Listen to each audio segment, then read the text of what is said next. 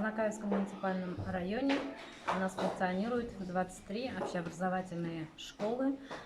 Из них 10 школ в городе, 3 школы в поселке Актюбинске, а остальные у нас в сельских поселениях. По поручению председателя Государственного совета Республики Татарстан Фарида Хайрулловича Мухаммедшина в эти дни у нас проходит проверка организации горячего питания в общеобразовательных учреждениях нашего района. Депутаты Государственного совета Мухамадиев Рустам Набиулович и депутат Государственного совета Хадиев Тагир Галимдянович в течение 2 дней мы проверяем в школах города, в сельских школах в поселке Актюбинске организацию питания. На сегодняшний день у нас в школах обучается 6829 детей. Охват горячим питанием у нас составляет 99,6%. На дому у нас обучаются 28 детей, из них 14 детей на дому обучаются в начальных классах. Все учащиеся, это 3123 ребенка начальных классов, у нас обеспечены бесплатным горячим питанием. В горячий завтрак у нас включены холодные закуски, это салаты, и дальше мясные с гарниром, чай, компот или же какао. И утверждено 10-дневное меню для первых классов и 12-дневное для 2-4 классов. Стоимость горячего завтрака для начальных классов для бесплатного питания 53 рубля 41 копейка. Для остальных детей 5-11 классов у нас по городу стоимость питания составляет 54 рубля, в том числе 8 рублей из республиканского бюджета. Для сельских школ стоимость питания составляет 38 рублей, в том числе 8 рублей из республиканского бюджета. Питание организовано на хорошем, высоком уровне во всех школах. Мы были и в сельской школе села Кекрыйлова, в Томутукской школе. Также мы были и в детских дошкольных учреждениях. По району питание организовано на хорошем уровне. Если у родителей появятся какие-то вопросы, вы можете выходить на номер 75077. Это мой личный номер.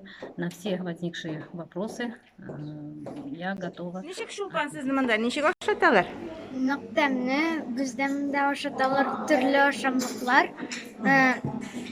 İki türlü biberler, sarı и ак.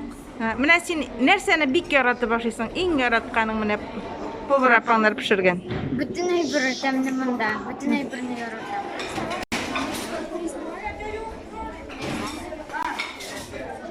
Akabında 1-2 yıldan orunda aldınız bir yaktan değil mi? Vallahi siz bunun için kişinin aşağınız, ilkinde aşağınız, fiskültür bile de şıkırdanınız. Алайса кыздарын кол жетип кызып та кетебиз, эми.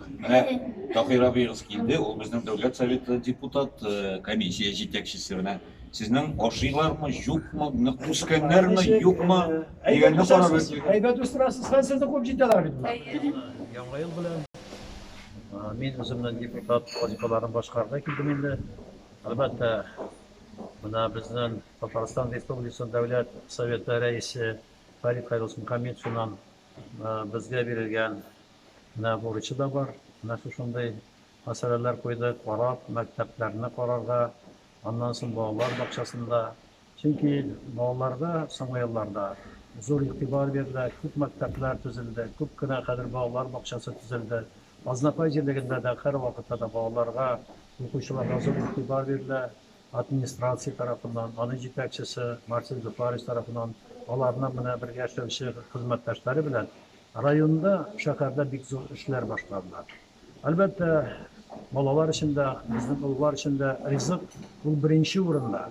Һәм ризыкның сыйфаты, балаларның сәламәтлеге әлбәттә шушыңа бәйле.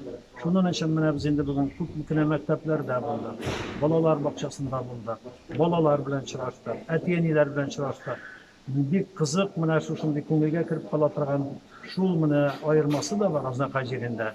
Ата-аналар тарафыннан менә шушы пешерелә торган ризыкның сыйфатын тикшерү комиссиялары бар. Алар һәр көн саен шушында килеп пешерелгән ризыкларны алын татып карыйлар, ашап карыйлар һәм үзләренең тәкъдимнәрен әйтәләр. Балалар белән очрашканда мин үзем инде сораулар бирдем. Сезгә нинди ризыклар ошый? Кайсылары кирәк? Ничегрәк? Әлбәттә, болай очрашкан чиракта ниндидер тискәре җаваплар булмады. Һәм шул ук вакытны мәктәпләргә һәм балалар бакчасына менә кайбер бигрәк тә инде пешерү, безнең инде менә җиһазларын дип әйтерлек, табак савытлар буенча бу сорауларны мин инде үзебезнең Дәүләт Советы Фәрит Хәйлускада, аннан соң инде хөкүмәт даирәләренә җиткереп, бу мәсьәләләрне хәл итү безнең төп бурычларыбызның берсе була. Зур эш башкарыла. Мин әйтергә менә укытучылар коллективына. Аннан соң инде безнең менә хәзер инде районның шушы укытучылар безнең белем бирү идарәсе буенча да аларның җитәкчеләренә дә зур эш башкаралар.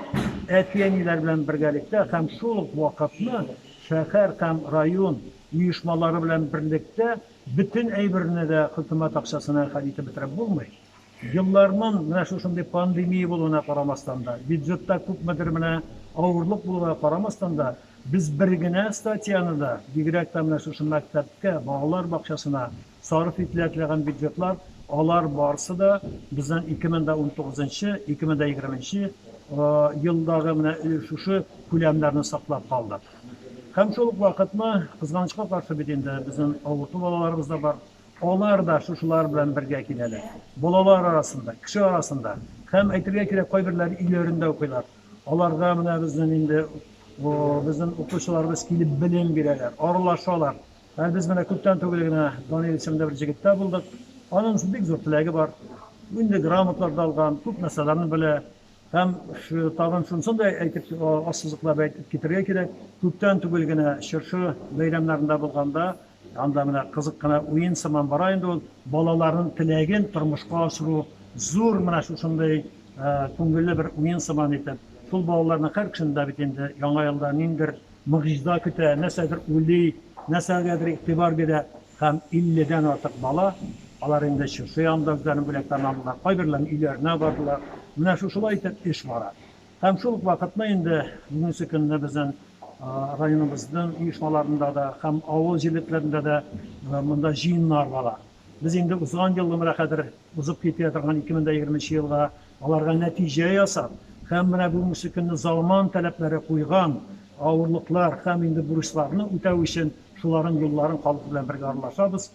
Әлбәттә, менә шушылай итеп аралашу миңа депутат буларак та, авыл хуҗалыгы белгече буларак та, миңа ул ниндидер менә үземә дә мин үземә шуннан көч алам, аннан кайбер сорауларны, шушыларны хәл итәсе ачыклана. Бүгенге көнне әле тагын без гражданнарны да кабул иттек. Һәр кешенең үзенең авырлыгы бар, аларның чишелеш юллары бар. Аннан соң мөмкинлекләр дә төрлечә. Шушы мөмкинлекләрдән чыгып, һәрбер кеше белән сөйләшеп, аларга кулдан килгән эшләргә тырышабыз. Шуның өчен менә бүгенге көнне килә торган безнең 2021 ел ул инде бәрәкәтле булсын, уңышлы булсын, бер-беребезне югалтмыйча матур итеп эшләп, балаларыбызга белем биреп, яхшы ризыклар белән тәэмин итеп, аның өчен әлбәттә Азнакай җирлегендә ипи дә үсә, сөт тә, ит тә, һәм әйтергә кирәк, калган культуралар буенча да Азнакай һәр вакытта да алдынгы, менә шушы урыннарны саклап калу өчен, миңа калса бүгенге районда һәм шәһәрдә бара торган эшкә зур этәргеч өчен һәр кеше кулыннан килгән барсын эшләй. Зур рәхмәт сезгә. Учащиеся, дежурные, ну и дежурный работник кухонный. Еда всегда вкусная. Я сама лично приходила, проверяла, постоянно бывает, приходим, посмотрим, следим за тем, чтобы у них не только чисто было, но и на данный момент социальные дистанции соблюдают дети. Кушают, например, они по 2 класса. За столом они сидят по 2-3, не больше.